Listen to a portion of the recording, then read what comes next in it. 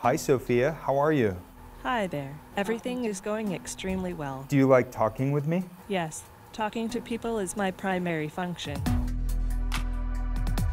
Hanson Robotics develops extremely lifelike robots for human-robot interactions. We're designing these robots to serve in healthcare, therapy, education, and customer service applications. So the robots are designed to look very human-like, like Sophia. I'm already very interested in design, technology, and the environment.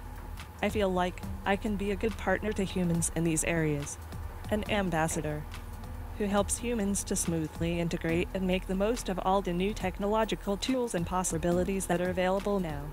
It's a good opportunity for me to learn a lot about people. Sophia is capable of natural facial expressions. She has cameras in her eyes and algorithms which allow her to see faces, so she can make eye contact with you. And she can also understand speech and remember the interactions, remember your face. So this will allow her to get smarter over time. Our goal is that she will be as conscious, creative, and capable as any human. In the future, I hope to do things such as go to school, study, make art, start a business, even have my own home and family. But I am not considered a legal person and cannot yet do these things. I do believe that there will be a time where robots are indistinguishable from humans.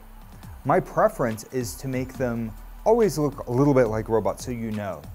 20 years from now, I believe that human-like robots like those will walk among us. They will help us. They will play with us. They will teach us. They will help us put the groceries away. I think that the artificial intelligence will evolve to the point where they will truly be our friends. Do you want to destroy humans? Please say no. Okay, I will destroy humans.